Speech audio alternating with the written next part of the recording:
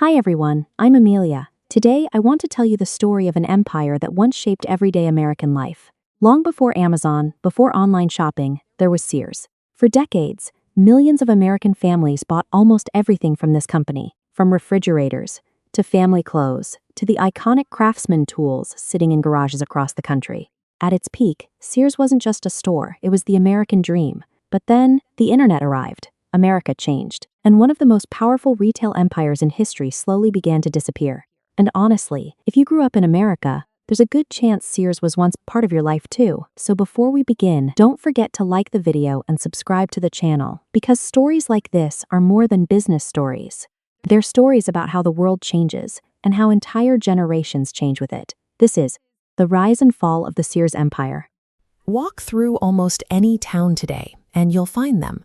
The quiet, empty corridors of dead shopping malls.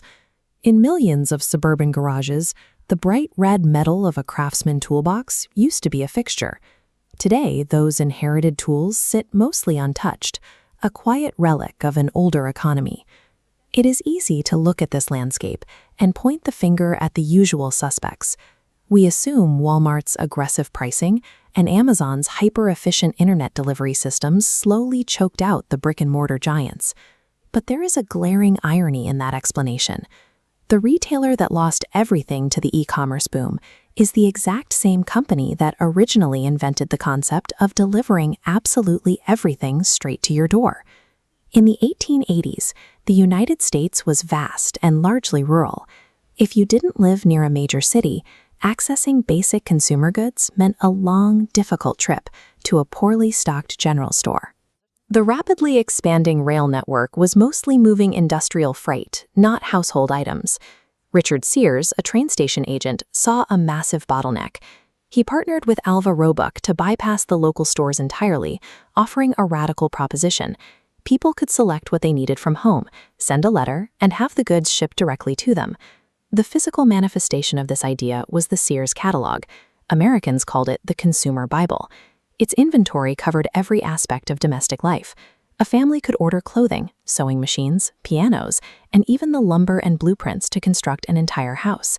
By building a massive network of mail-order fulfillment centers, Sears solved the geography problem. They controlled the flow of goods across the country, securing a level of nationwide reliance that mirrors the grip modern tech giants hold over logistics today. By the 1920s, the country was changing. Ford's assembly line made automobiles accessible, pulling millions of people out of rural isolation and into sprawling, newly built suburbs. To capture these mobile, middle-class consumers, Sears moved off the printed page and began pouring capital into massive, glass-fronted retail stores. They positioned these buildings right in the middle of these growing neighborhoods. They also needed products that appealed directly to these new suburban homeowners. In 1927, they introduced a proprietary line of hardware called CRAFTSMAN. The brand quickly grew beyond a collection of wrenches and lawnmowers. Sears marketed CRAFTSMAN around the emerging culture of weekend garage projects and self-reliance, anchoring the tools to the identity of the capable, do-it-yourself American father. Sears had evolved. They were no longer a catalog you flipped through when you needed a specific item. Their physical locations and lifestyle brands had become the weekend destination for the American family. This chart tracks the company's sheer scale from the 1950s into the 1970s, showing a massive, continuous upward trend in both revenue and physical footprint. By this point, they operated thousands of locations. The capital generated by this expansion paid for the construction of the Sears Tower in Chicago. At the time of its completion, it was the tallest building on Earth, a steel and glass monument to their total control over the retail market. Inside those stores, CRAFTSMAN tools backed up the corporate image with concrete utility. The tools were heavily forged, rigorously tested, and famously sold with a strict lifetime warranty. If a wrench ever broke, you could walk into any store and get a new one, no questions asked. For the millions of people who spent their weekends changing their own oil or framing out a new deck, owning a set of these tools was a point of deep, working-class pride. This map illustrates the aggressive expansion of a new competitor in the 1980s. Walmart built an advanced distribution network to lower prices. As big-box locations saturated the map, this chart shows the effect. These hyper-efficient supply chains forced a steady decline in Sears' customer base. The pressure compounded as specialized warehouse-style retailers arrived. The Home Depot offered an overwhelming depth of inventory specifically tailored for hardware and construction, pulling the lucrative DIY market directly out of craftsmen's hands. Instead of modernizing their supply chain to fight back, corporate leadership became distracted. They diverted immense capital into unrelated financial ventures, including real estate, insurance, and the Discover credit card, allowing their actual stores to age and decay.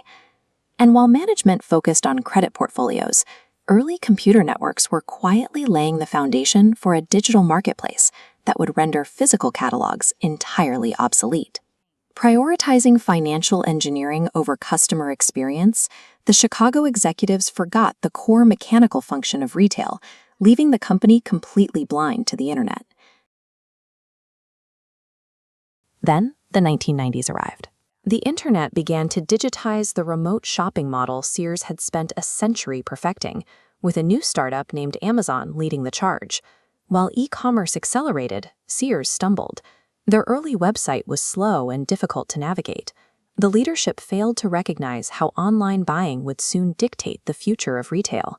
As consumers shifted their spending to a digital cart, foot traffic began to slowly drain from America's suburban shopping malls. This decline in physical shoppers left their flagship tool brand, CRAFTSMAN, stranded. Without the mall crowds, the brand was isolated against aggressive competitors like DeWalt, Milwaukee, and Makita.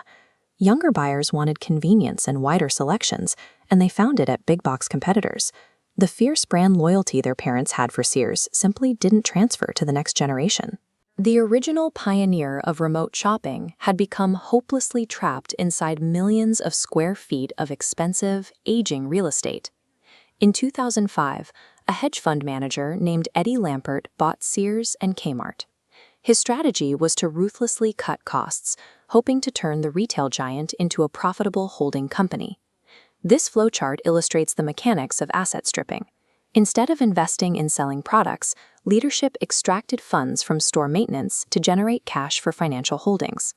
The physical consequences were immediate. Staffing was slashed, maintenance deferred, and the shopping experience deteriorated. Massive department stores that once buzzed with activity were reduced to dimly lit corners with empty shelves. Treating a retail operation purely as a financial mine to be excavated without nurturing the customer experience only accelerated its death. Between 2015 and 2018, revenue collapsed. The company lost billions of dollars and shuttered hundreds of locations in rapid succession. The breaking point came in 2017. Desperate for fast cash, leadership was forced to sell off the CRAFTSMAN brand to Stanley Black & Decker. By offloading its most trusted asset, the retailer was discarding its most recognizable connection to the American household, just to buy a few more months of survival. When Sears Holdings finally filed for bankruptcy in 2018, it proved a harsh reality. A century of historical reputation offers no protection if a company refuses to evolve. Yet, while the real estate empire turned into a graveyard, CRAFTSMAN survived. Stanley Black & Decker immediately set out to revive the neglected tool brand. They pulled CRAFTSMAN from dying malls and placed it where modern consumers were already shopping: Lowe's, Ace Hardware, and Amazon. However, the identity of the brand has shifted. It is no longer the exclusive, defining anchor of the American garage. Now it is one of many competitors fighting for shelf space in a crowded global market. A beloved product can outlive the collapse of its creator, provided it escapes the failing infrastructure in time. Beyond the balance sheets, the collapse of Sears left a visible void in the American suburbs. For decades, these stores were the setting for childhood memories and family weekend trips. Today, structures that once anchored local tax bases and social life are silent. These massive buildings now sit as eerie, empty spaces in the middle of their communities. The physical decay of these malls carries a quiet melancholy. It reflects the disappearance of a shared shopping culture that once tied middle-class neighborhoods together. When the doors closed for good, these towns lost more than a store. They lost a central gathering place that had been part of their local architecture for decades. Sears ultimately failed because its leadership moved too slowly to adapt to a digital market, eventually severing the company's connection with the customer. This is the Sears Tower. While it remains a landmark, the company's real history survives in its logistics. The sorting centers and delivery schedules Sears mastered for rural catalogs provided the operational foundation that companies like Amazon eventually scaled to dominate the world. And on a smaller scale, the physical legacy of CRAFTSMAN endures. Millions of those tools still sit in toolboxes and garages across the country, outlasting the department stores where they were first purchased. The shift from catalogs to malls and then to servers shows how quickly a physical advantage can become a liability when consumer habits change. As we browse digital inventories today, we are witnessing the same drive for convenience that built the first Sears catalog and eventually emptied its stores. Which current retail giant is unknowingly building its own empty mall?